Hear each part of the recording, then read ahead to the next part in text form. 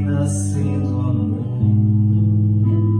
doce é saber, não estou sozinho, sou uma parte de uma imensa vida, que generosa é luz em torno de mim.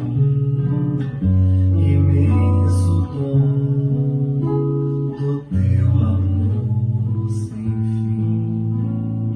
O céu nos deste e as estrelas claras, nosso irmão sol, nossa irmã lua, nossa mãe terra, com frutos, campos, flores, o fogo e o vento, o ar e a água pura, fonte de vida da sua criatura.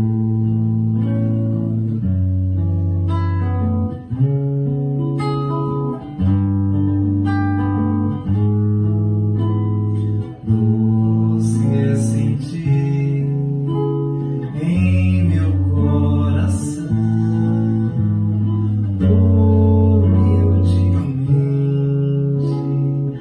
vai nascendo amor.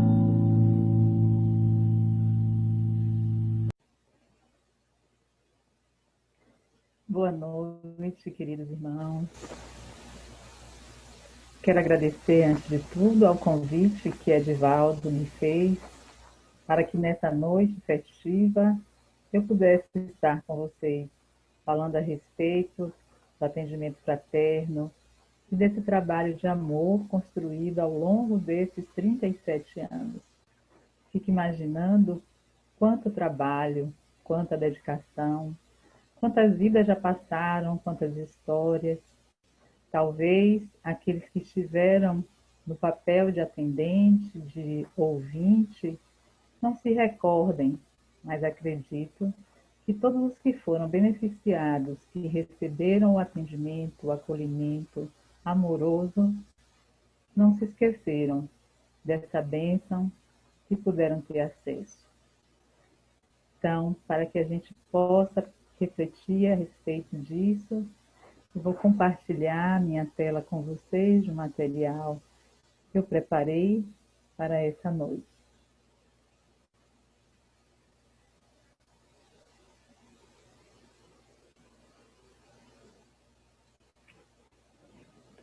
Então, esse é o nosso modelo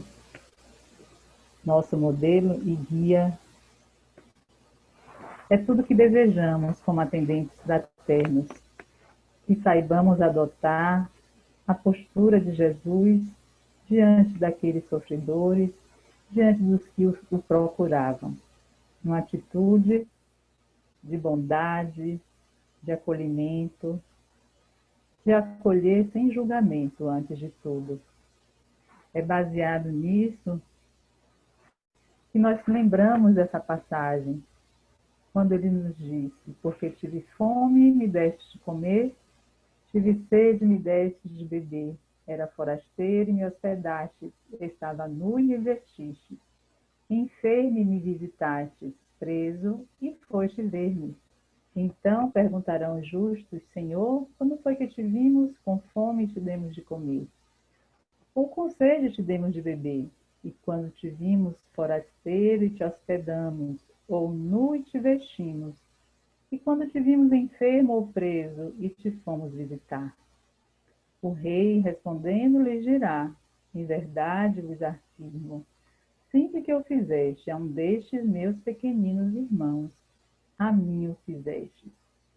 Então, tenho certeza que nesse serviço, nesse trabalho de acolher seres desconhecidos, pessoas que não faziam parte do nosso círculo mais próximos, nós estivemos vendo em cada um a figura do Mestre, a nos pedir ajuda. Na casa espírita, o setor de acolhimento, o atendimento fraterno, é muitas vezes a porta de entrada. É por ele que as pessoas, pela primeira vez, conhecem a casa espírita, é buscando o socorro, é buscando a ajuda, movidos muitas vezes pela dor, que nos chegam e podem depois continuar ou não mais querer ficar nesse ambiente, como um doente que passa por um hospital e não quer mais ali retornar. Assim também pode acontecer no serviço do SOS Prece, pois que alguém que tenha sido ajudado pode ser despertado para se tornar também um ouvinte e um agente de ajuda. Então, a casa espírita deve ser uma instituição que represente os braços do Mestre abertos e estendidos a envolver todos os irmãos que ele nos encaminhar, pois que o centro espírita é a casa em que as almas encarnadas e desencarnadas podem encontrar Jesus através dos seus trabalhadores.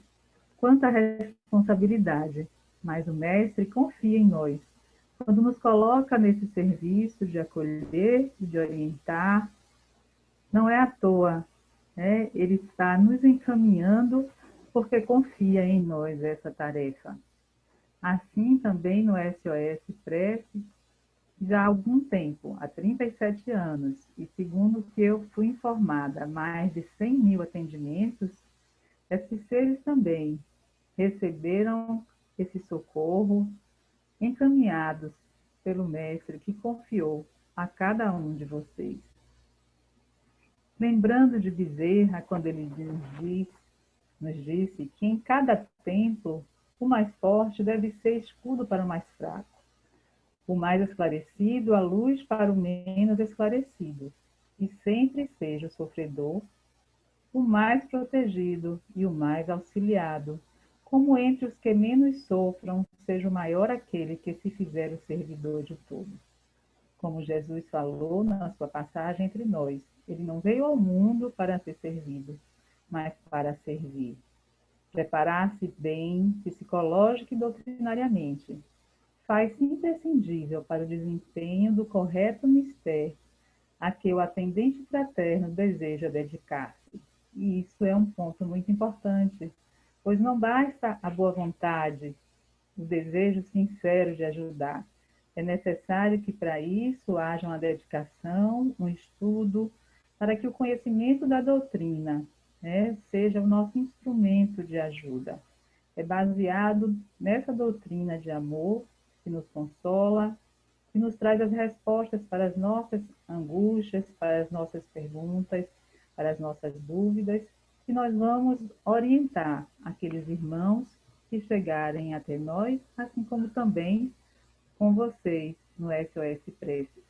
Nessa nova modalidade que se fez impositiva diante da pandemia, já estamos há 6 meses com nossas casas espíritas fechadas, e então o serviço de atendimento fraterno online, seja através do WhatsApp, seja através de Zoom, de uma ligação telefônica, de um e-mail, de um Skype, seja qual for a forma, se tornou o recurso possível para que esse serviço de utilidade tão essencial para o equilíbrio do ser e da sociedade como um todo possa continuar.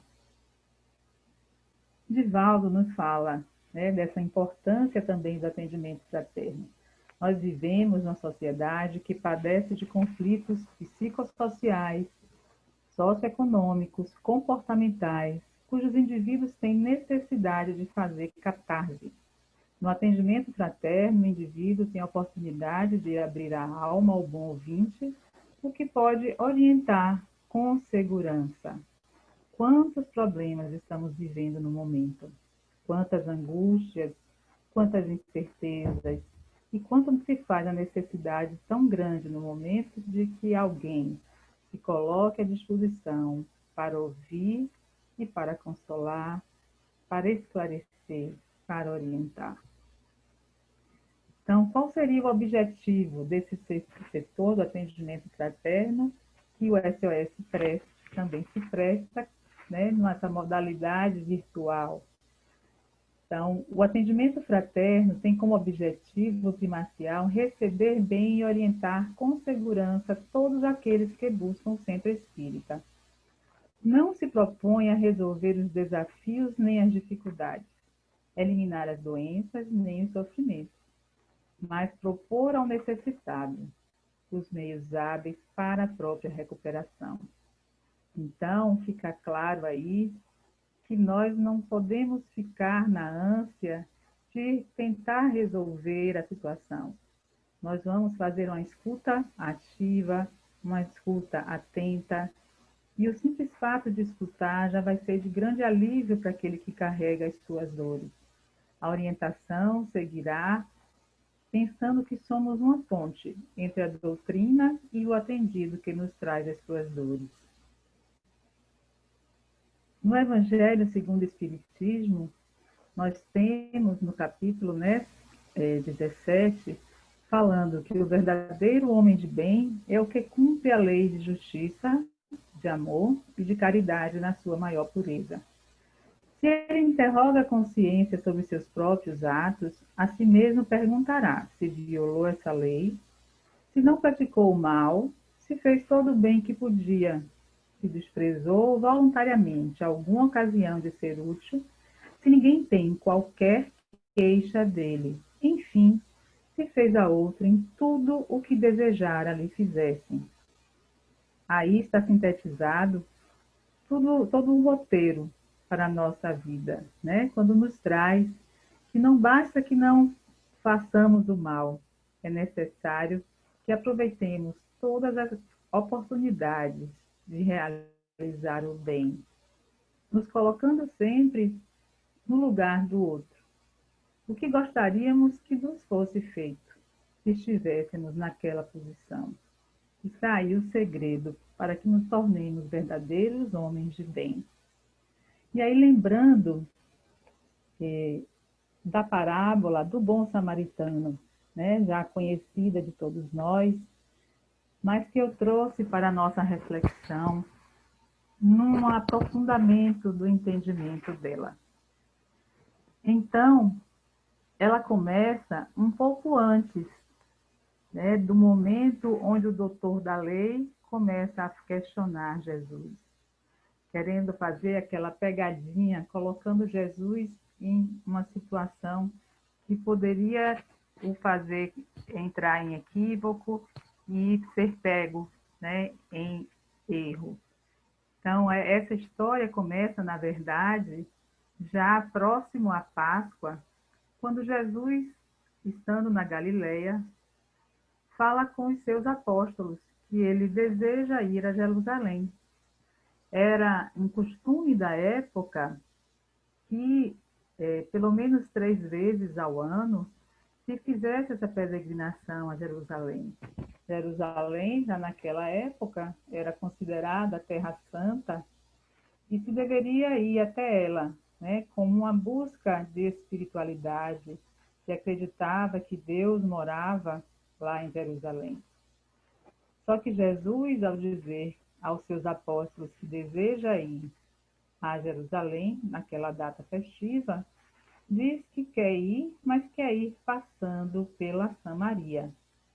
Então, a Samaria não era uma região benquista, os samaritanos não eram bem vistos, não se davam bem com os judeus, já era uma rixa antiga, e os apóstolos acharam aquilo estranho, mas não podiam contrariar o mestre. E, para que pudessem ter uma hospedagem durante essa viagem, João Batista foi na frente para poder já organizar a hospedagem para Jesus e os apóstolos. O que aconteceu? Que chegando na Samaria, nenhum samaritano quis dar hospedagem a Jesus e seus apóstolos. E então, João retorna para informar a Jesus e questiona, pergunta ao mestre, né? Porque era um hábito da época que se hospedassem os peregrinos. E quando isso não acontecia, se desejava que descesse um fogo do céu e queimasse todos eles. E ao perguntar a Jesus se Jesus queria que isso acontecesse, que descesse um fogo para queimar todos os samaritanos que se negaram a acolher, Jesus, claro que não concordou, e o Filho do Homem não tinha vindo para destruir, e sim para salvar. Mesmo assim, Jesus começou a sua viagem com os apóstolos em direção a Jerusalém, indo pela Samaria e chegando em Jerusalém, depois de andar 144 quilômetros a pé, por um caminho que era muito mais difícil do que por outro roteiro. Ele chegou cansado, sujo, com sede, com fome. E quem o recebe em Jerusalém? Um doutor da lei que vai tentá-lo, né? Então, esse certo doutor da lei, querendo experimentar Jesus, como era da época, querer fazer esse tipo de coisa, pergunta: Mestre, que devo eu fazer para possuir a vida eterna? Respondeu-lhe Jesus: que é o que está escrito na lei? Que é o que leis nela? Ora, sendo um doutor da lei, ele já sabia qual era a resposta. Para que ele perguntou então a Jesus? Ele queria, de fato, pegar Jesus em falha, né? Mas Jesus, com toda a sua sabedoria, lhe responde que é o que está escrito na lei, que é o que leis nela. E o doutor, então, responde uma síntese, né, do maior dos mandamentos, pois que nós sabemos dos 10 mandamentos de Moisés, que na verdade se desdobravam em tantos outros, mais de 600, mas que foram resumidos de 10, de 615 passou para 10, e de 10 foram resumidos nesses dois. Então o doutor da lei lhe responde: amarás o Senhor teu Deus de todo o coração, de toda a tua alma, com todas as tuas forças e com todo o teu espírito, e a teu próximo como a ti mesmo. Então, amar de todo o coração, de toda a alma e com todas as forças não era de qualquer jeito, né? O coração daquela época também era onde morava a inteligência. Amar, então, de todo o coração, era de coração, de sentimento e de razão, e colocar todas as forças, todos os seus recursos nesse amor. E o segundo mandamento, ao próximo como a ti mesmo. Disse-lhe Jesus: respondeste muito bem, faze isso e viverás a vida eterna. Mas o homem, querendo parecer que era um justo, diz a Jesus: quem é o meu próximo? Mais uma pergunta, né, desnecessária, pois que ele, sendo o doutor da lei, ele deveria saber. Vale aqui dizer que, para os costumes daquela época, o próximo era apenas aqueles que comungavam do seu mesmo forma de pensar, que era da sua mesma tribo, coisa que não muda muito hoje, né? Quando nós consideramos que nosso próximo é apenas aquelas pessoas que também são do mesmo partido político, ou que são da mesma religião, ou que são da mesma família. Pois então, o doutor da lei pergunta a Jesus: quem é o meu próximo? É daí que vem toda a história da parábola do bom samaritano. E ela começa assim: um homem descia de Jerusalém para Jericó, quando caiu nas mãos de assaltantes. Eles lhe tiraram as roupas, espancaram-no e se foram, deixando-o quase morto. Ora, como sabemos, as parábolas de Jesus contêm um ensinamento profundo e nós precisamos buscar esse entendimento para melhor aproveitá-las. Quando fala que esse homem descia de Jerusalém para Jericó, tem toda uma simbologia, pois que Jerusalém significava a Terra Santa, significava a elevação espiritual, enquanto que Jericó era o oposto disso.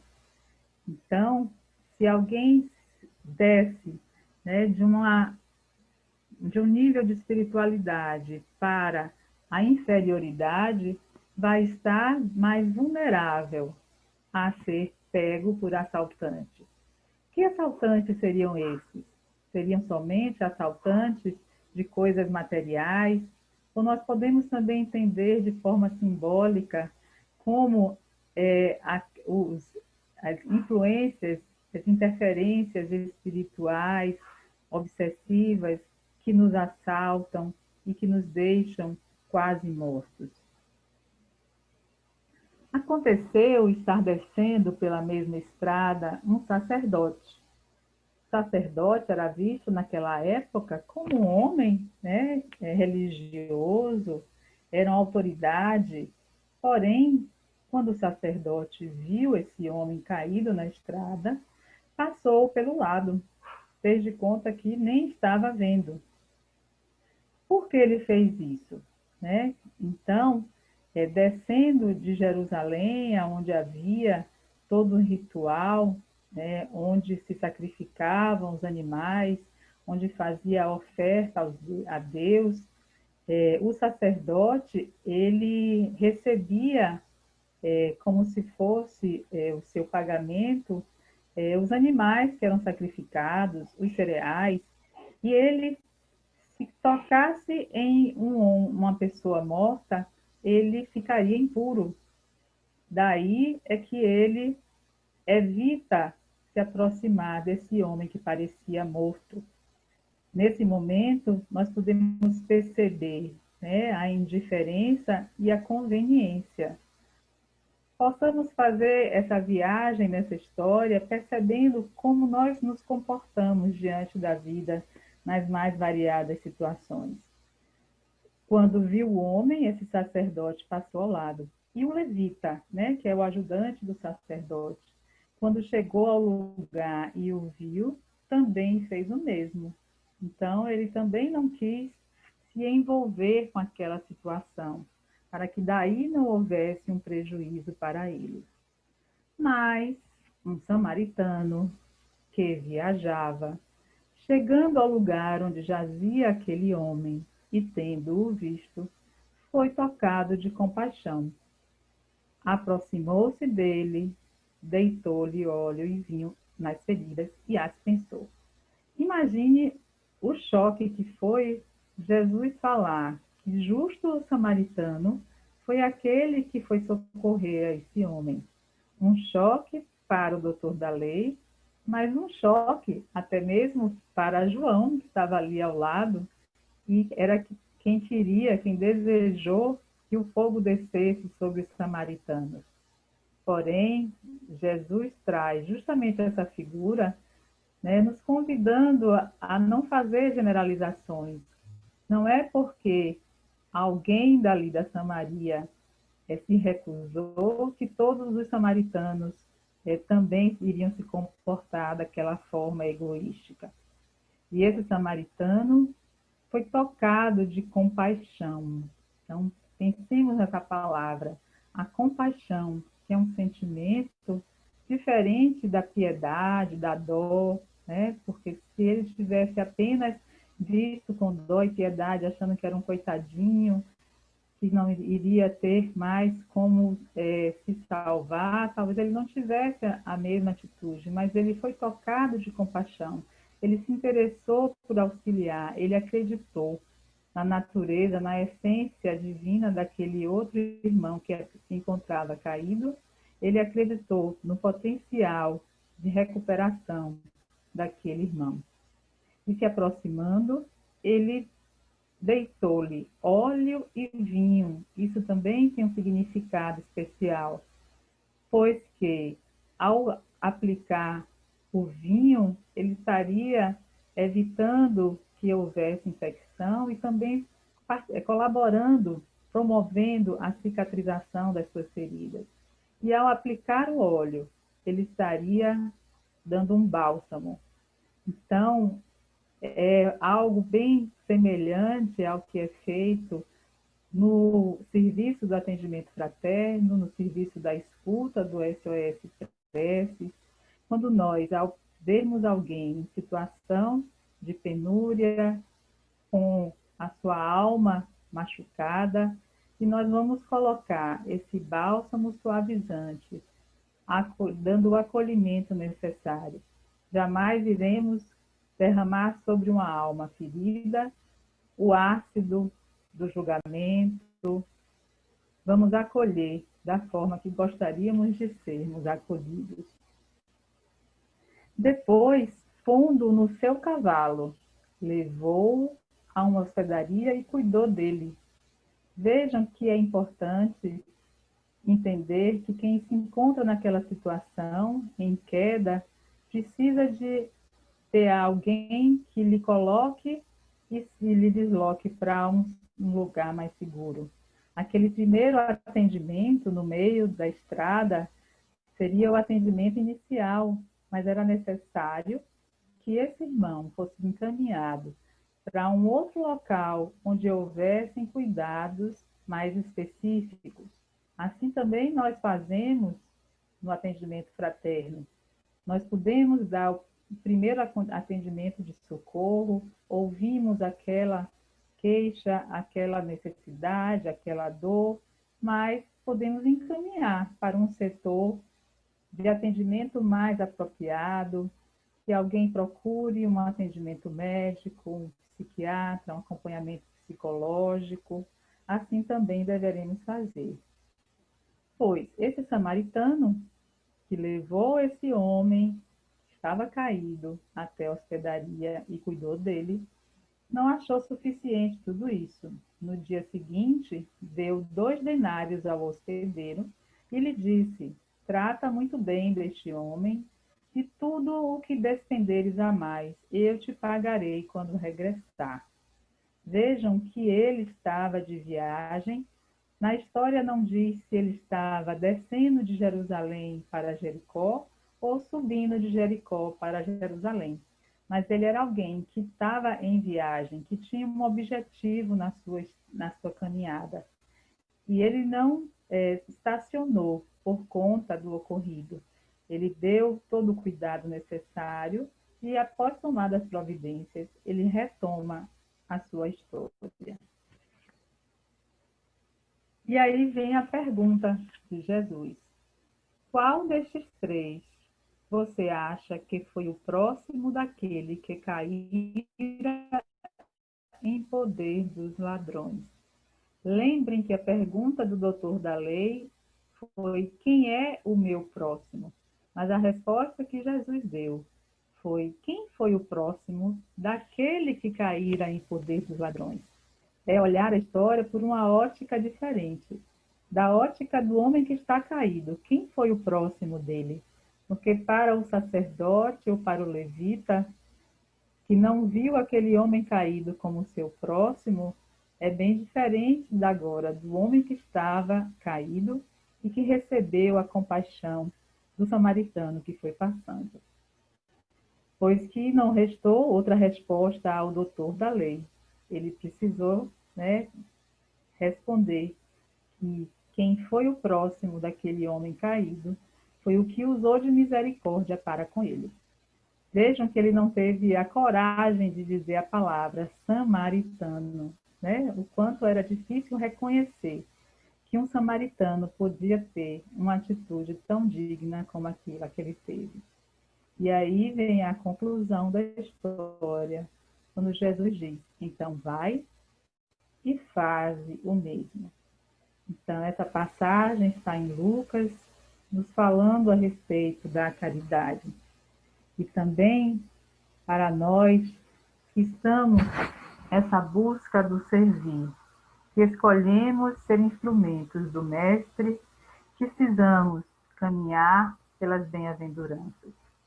Precisamos lembrar: bem-aventurados os pobres de espírito, porque deles é o reino dos céus.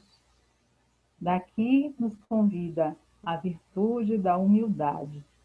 A humildade que é tão necessária nesse serviço prestado de acolhimento, pois que se fizermos esse atendimento sem humildade, querendo nos colocar acima daqueles que estão nos procurando, nos colocando em posição de superioridade, nos achando sabedores, conhecedores de tudo e sendo melhores do que o outro, nosso serviço não estará sendo conforme o Mestre nos ensinou. Bem-aventurados os que choram, porque eles serão consolados. Por que que tem nessa sequência as bem-aventuranças?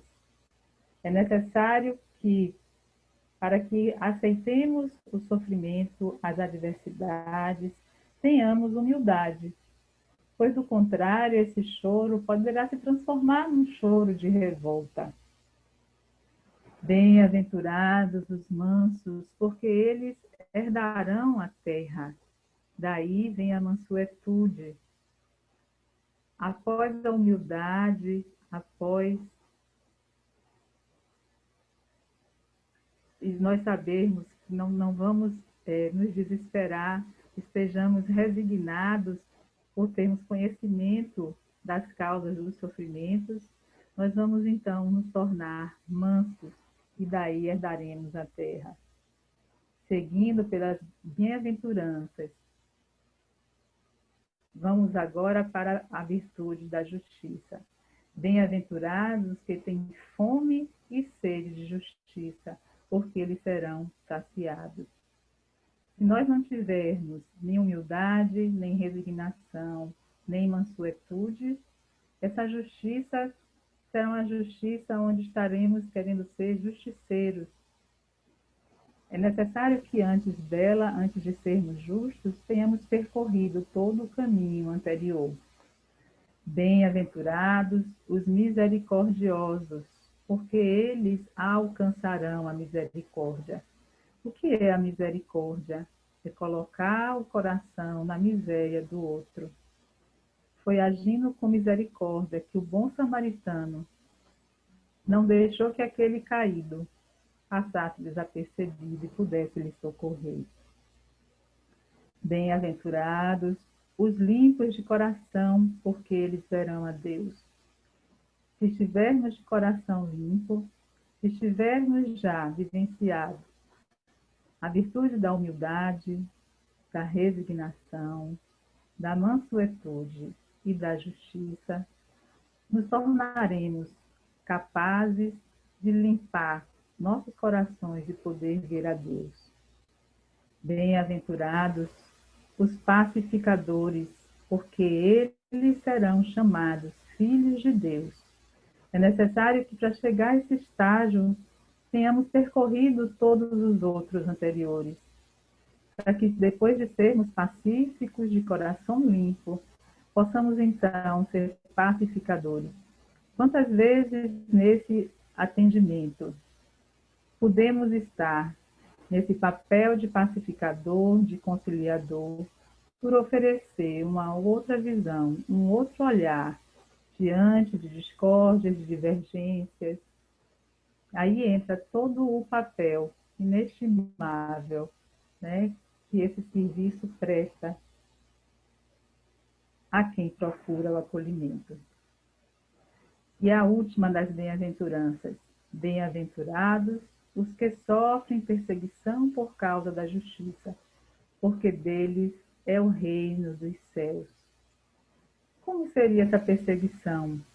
Toda vez que a gente tenta fazer algo de bom, nós encontramos dificuldades no caminho, né? Basta a gente lembrar, naquele dia que é o dia de ir para a casa espírita, pode ser que haja alguma adversidade, algum atrito em casa, que haja de acontecer um acidente no trânsito, coisas que venham a atrasar ou venham diminuir à nossa disposição, pode vir na forma de um adoecimento em nós ou em outra pessoa.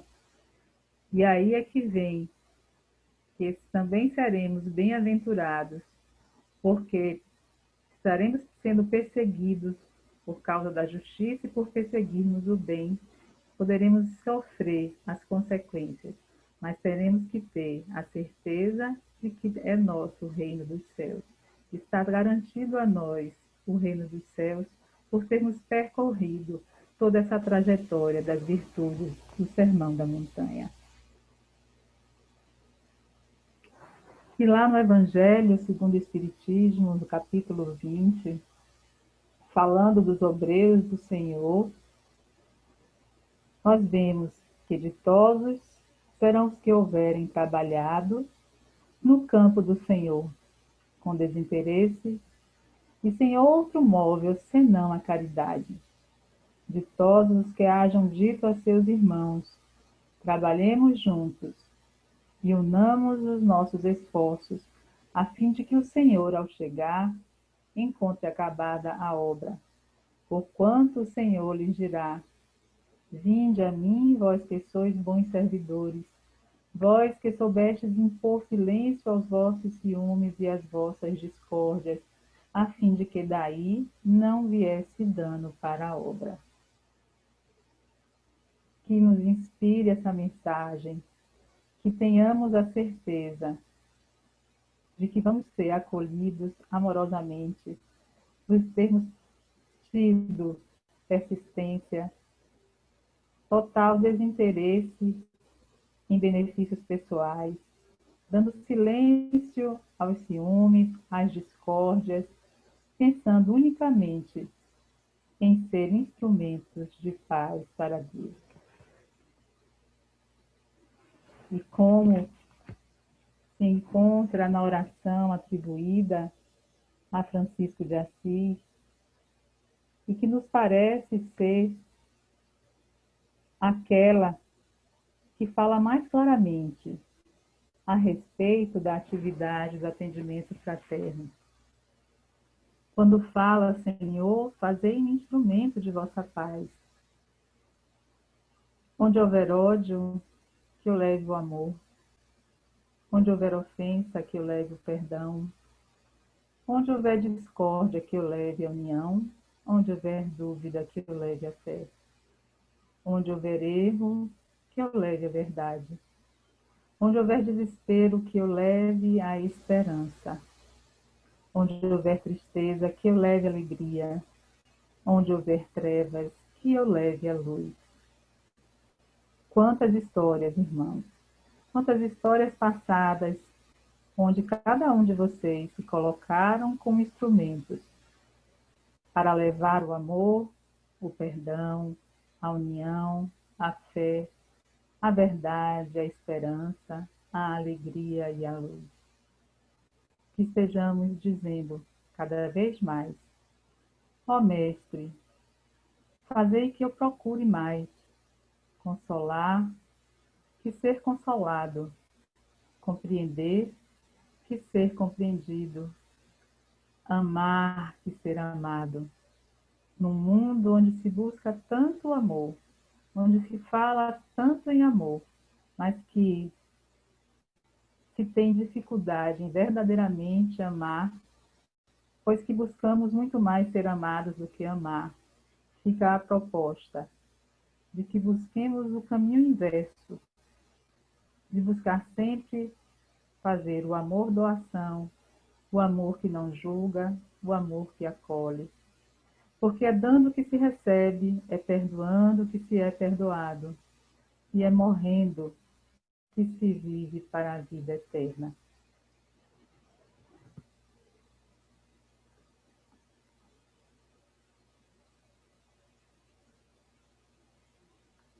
Era essa a reflexão que eu queria trazer para vocês na noite de hoje, pois que pensei que é algo que nos deixa mais elevados, mais confiantes, que apesar de toda dificuldade que possamos encontrar nessa jornada de amor, doação, saibamos que não estamos sozinhos. Saibamos que amigos espirituais caminham ao nosso lado, zelando e nos inspirando, para que sejamos de fato esses instrumentos de amor que o Pai coloca no caminho de tantos irmãos. Que nós também estaremos sendo esses irmãos caídos na estrada. Nós também, por invigilância, podemos nos colocar na condição de necessitado.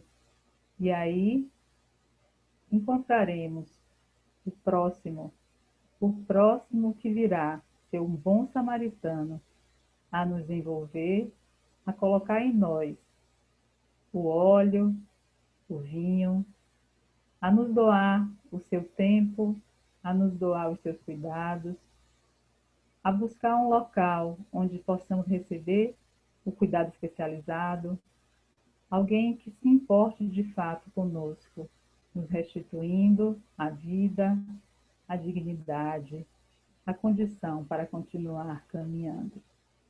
Que Jesus continue abençoando a todos vocês, renovando o compromisso de servir, tendo a certeza de que vocês estarão sendo sempre amparados pelo Pai. Muita paz, que vocês consigam continuar seguindo essa trajetória luminosa, continuar servindo e expandindo esse serviço que se faz cada vez mais necessário na sociedade, que possa estar disponível, ampliando as equipes para poder acolher mais e melhor. Que o Senhor nos abençoe agora e sempre. Muita paz para todos.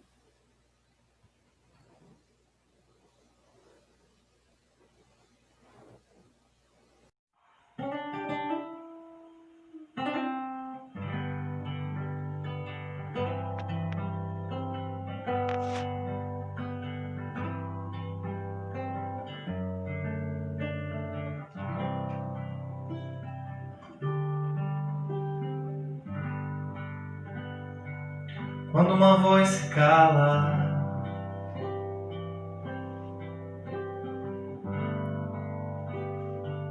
quando uma chama apaga,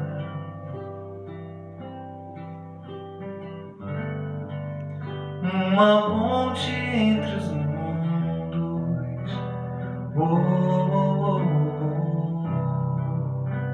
feita de um amor profundo.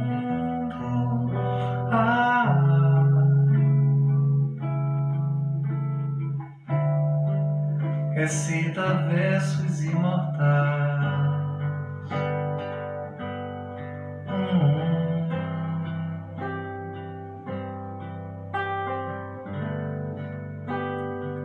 Quando a dor nos alcança,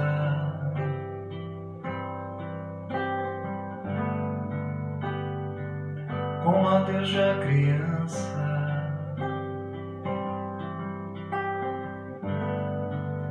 como a fome e o desespero,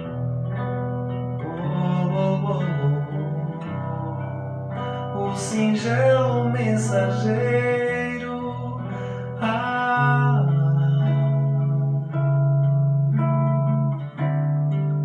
diz que amar nunca é demais.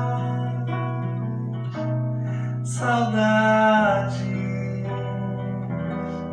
lamentos, nunca diga adeus, porque adeus não há.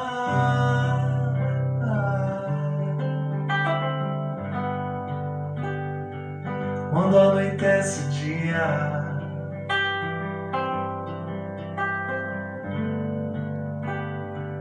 quando escurece a vida,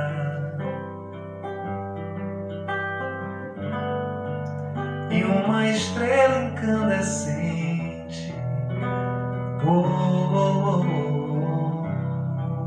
risco azul do sol poente,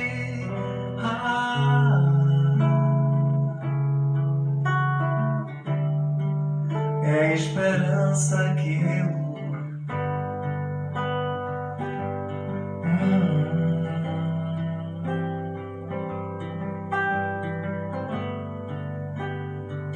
mas quando alguém nos ilumina,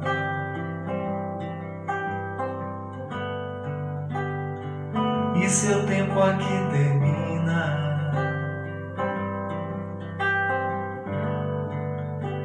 num inverso movimento, subirá ao firmamento.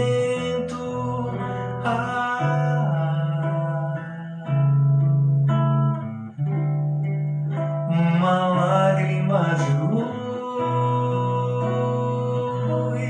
bondade, alentos.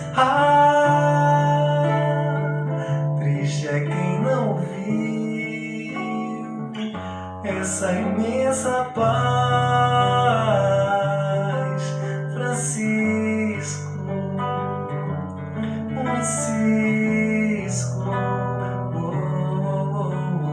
todos vão recordar do quanto pode o amor amar. Francisco, como um clarão de luar, ou como um raio solar. Francisco,